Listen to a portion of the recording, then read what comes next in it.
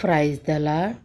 ఈరోజు మన బైబిల్ గ్రంథంలో నుంచి మనం నేర్చుకోబోతున్న అంశం ఏమిటంటే యోధా పత్రిక అన్నమాట. 1వ అధ్యాయం 25 వచనాలు ఇందులో రాసి దేవుడు మన కొరకు ఎన్నో మాటలు, అర్థభావమైన మాటలు మన కొరకు దేవుడు రాసించి ఉన్నాడు.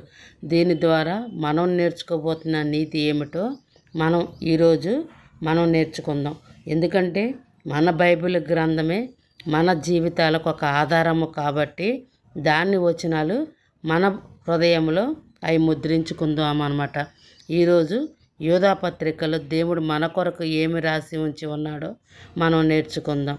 నేను గనక చెప్పే విషయం మీకు నచ్చినట్లయితే ఒక లైక్ చేయండి, షేర్ చేయండి, నా ఛానల్ని మీరు సబ్స్క్రైబ్ చేసుకోండి.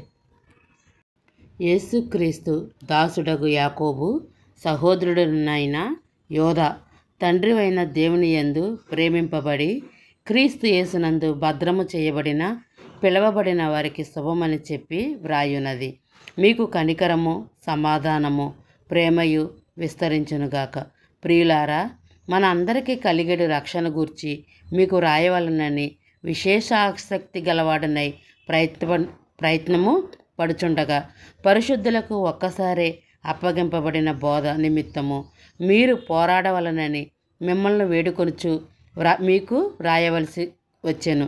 ఏలయనగా కొందరు రహస్యముగా జొరబడి ఉన్నారు. వారు భక్తిహీనులై మన దేవుని కృపయు కామతత్వము దుర్వినియోగపరచు మన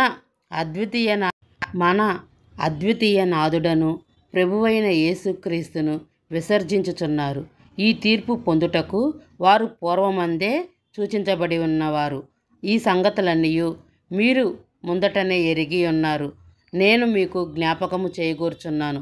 దేమనగా ప్రభువును ఐగుప్తులో నుండి ప్రజలను రక్షించి నన్ను వారిలో నమ్మకపోయిన వారిని తర్వాత నాశనం చేశాను. మరియు తమ ప్రధాన తత్వము నిలుపుకొనక తమ నివాస స్థలమును విడిచి దేవదూతలను మహాదినములను జరుగుటకు తీర్పు వరకు కటిక చీకటిలో నిత్య పాసములో ఆయనను బంధించి భద్రము చేసెను. ఆ ప్రకారముగానే సొదొమ గొమొరలను వాటి చుట్టుపట్లను పట్టణములను వీరి వలనే వ్యభిచారము ఎంత ఎక్కువగా జీవించినట్టో మనం ఈ గ్రంథంలో ఇక్కడ చూస్తామన్నమాట. వారు వ్యభిచారం చేయొచ్చు, పరాశరీర సారులైనందున నిత్యదండము అనుభవించుచు దృష్టాంతముగా ఉంచబడెను. అటువలే వీరును కలల కనుచు శరీరములను అపవిత్రపరచుకొనుచు ప్రభుత్వమును నిరాకరించుచు మహత్యములను దూషించుచు ఉన్నారు. అయితే ప్రధాన దూతలైన మిఖాయేలు అపవాదితో వాదించుచు మోషే యొక్క శరీరమును గూర్చి తర్కించినప్పుడు దూషించి తీర్పు తీర్చక తెగింపక ప్రభు నిన్ను గద్దించునుగాక అనెను.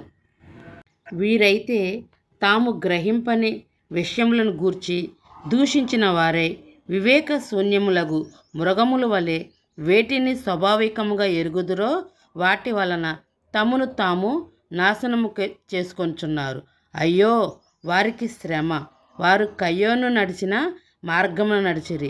బహుమానములు పొందవలనని బిలాము నడిచి తప్పు త్రోవలో ఆత్రముగా పరిగెత్తి కోరాహు చేసినట్లు తిరస్కారం చేసి నశించిరి. వీరు నిర్భయముగా మీతో శుభభోజనము చేయుచు తమను తాము నిర్భయములుగా పోషించుకొనుచు మీ ప్రేమ యందులో దొంగ మెట్లుగా ఉన్నారు. వీరు గాలి చేత ఇటు అటు కొట్టుకొని పోయి నిర్జల మేఘముగాను కాయలు రాలి ఫలము లేక 2 మారులు చచ్చి వ్రేలుతో పెలిగింపబడిన చెట్టుగాను తమ అవమానము నరుగువెలు గుక్కువారై సముద్రం యొక్క ప్రచండమైన అలలగాను మార్గము తప్పి తిరుగు చుక్కలగాను ఉన్నారు. వారి కొరకు గాఢాంధకారము నిర్భంతరము భద్రము చేసి ఉన్నది. ఆదాము మొదలుకొని 7వ వాడైన హానోకు కూడా వీరిని గూర్చి ప్రవచించి ఇట్లా నేను ఇదిగో అందరికీ తీర్పు తీర్చుటకు వారిలో భక్తిహీనులందరూ భక్తిహీనులుగా చేసిన వారి భక్తిహీన క్రియలన్నిటిని గూర్చియు భక్తిహీనులైన పాపులను తమకు విరోధంగా చేసిన కఠినమైన మాటలన్నిటినీ కూర్చియు వారిని ఒప్పించుటకు ప్రభువు తమ వేవేల పరివారముతో వచ్చెను.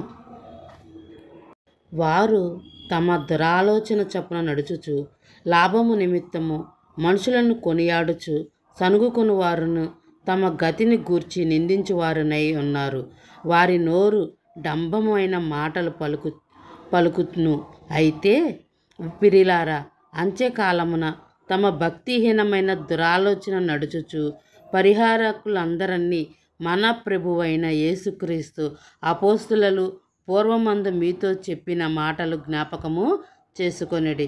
అట్టివారు ప్రకృతి సంబంధులను ఆత్మ లేని వారైనందు ఉండి భేదము కలగచేయుచున్నారు. ప్రియులారా, మీరు విశ్వసించి అతి పరిశుద్ధమైన దాని మీద మిమ్మల్ని మీరు కట్టుకొనుచు పరిశుద్ధాత్మతో ప్రార్థన చేయుచు నిత్యమైన జీవార్థమైన మన ప్రభువగు యేసుక్రీస్తు కనికరము కొరకు కనిపెట్టుకొనుచు దేవుని ప్రేమతో నిలుచున్నట్లు కాచుకొని ఉండుడి. సందేహపడకు వారి మీద కనికరము చూపుడి. అగ్నిలో నుండి లాగునట్లు కొందరిని రక్షించుడి. శరీర బంధకములైన వారిని అపవిత్ర ప్రవర్తనలు ఏమాత్రము నొప్పకొనక దానిని అసహించుకొనుచు భయముతో కొందరిని కనికరించుడి.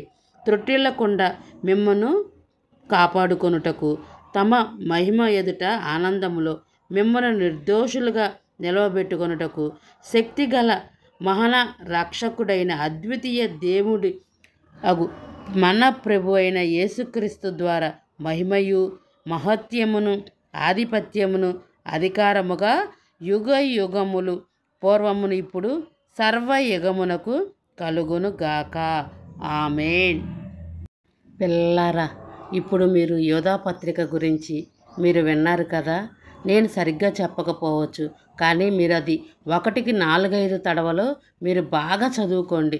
ఎందుకంటే వారు దేవుడికి వ్యతిరేకంగా ఉండి ఎలా నశించుకుపోయి ఉన్నారో కూడా మనం ఈ పత్రికల్లో చూసి ఉన్నాం అన్నమాట. వారి వలె మనం ఉండకూడదని దీని యొక్క భావము. ఇక్కడ కయ్యోనును, కోరాహును, బిలామును ఎలా దేవుడు మన ముందు ఉంచి ఉన్నారో, వారైతే సోబుద్ధిని ఆధారము చేసుకొని వారు బలమును బట్టి వారి పేరు ప్రఖ్యాతల కొరకు, డబ్బు కొరకు, వారు ఏ విధంగా బంగారాల కొరకు అతిశ్రయించి వారు తప్పిపోయి ఉన్నట్టో మన కళ్ళ ముందైతే దేవుడు స్పష్టముగా ఈ గ్రంథంలో రాసి ఉంచి ఉన్నాడు. అట్లాగనే అపోస్తులైన ప్రార్థనలు కూడా ఏ విధంగా పరిశుద్ధాత్మతో నింపబడి దేవుణ్ణి ఎలా ప్రార్థించాలో కూడా ఈ గ్రంథంలో మనం చూసి ఉన్నాము. పరిశుద్ధాత్మతో నింపబడి మనము దేవుడి కనికరము కొరకు మనం ప్రతిరోజు కూడా వేడుకోవాలని కూడా ఈ గ్రంథంలో రాసి ఉంచి ఉన్నారన్నమాట.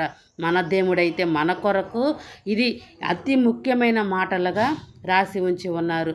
మనము కూడా నిత్యము కూడా పరిశుద్ధాత్మతో నింపబడి ప్రార్థించేవారిగా మనం ఉందాము. ఎందుకంటే దేవుడు చెప్పిన ప్రతి మాట పొల్లు కూడా ఎన్నడూ కూడా అది నిరర్థకము కాదన్నమాట.